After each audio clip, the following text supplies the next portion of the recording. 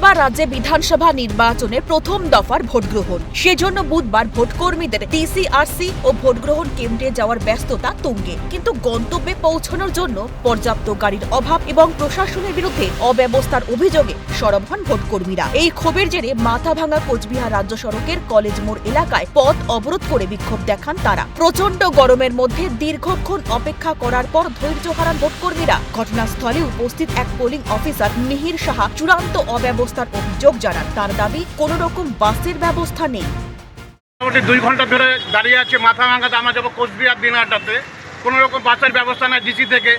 আমরা এই জন্য এখানে পথ অবরোধ করেছি। ঠিক আছে, ছুটি পড়েছে আমার কোচবিহার দক্ষিণ, আমরা যাবো এখন পলিটেকনিক কলেজ কোচবিহার যাবো, কোনো রকম বাসের ইয়ে নাই, ব্যবস্থা নেই। 2 ঘন্টা ধরে আমরা দাঁড়িয়ে আছি। শুধু দক্ষিণ না, সেটাই আছে, দিনহাটা আছে, সবার মানে এইখানে গাড়ি দিচ্ছিলাম। বেকরিবাস থেকে আমরা আসলাম, মাথাভাঙা আসলাম, আবার বাড়ি আসলাম জামালদাতে। ঠিক আছে, আমি জামালদার থেকে মাথাভাঙা এলাম একটা গাড়িতে, তারপর এখান থেকে কোনো রকম গাড়ির ব্যবস্থা নেই।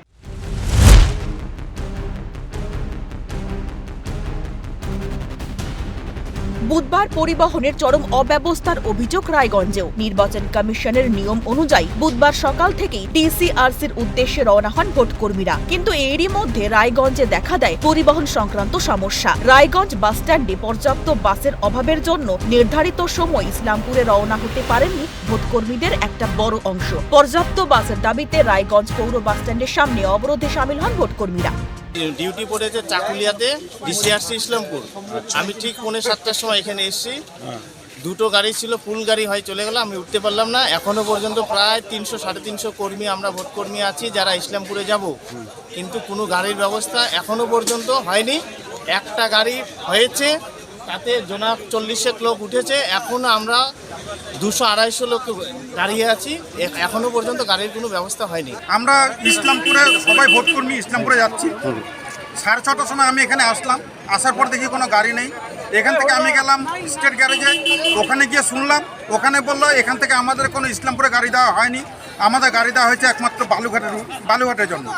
আমরা ওখান থেকে এখানে আসলাম, আমরা 2-1জনকে ফোন করলাম, ড্রাইভারদের ফোন করলাম, কোনো ডিএমকে ফোন করছি, ফোন উনি রিসিভ করছেন না।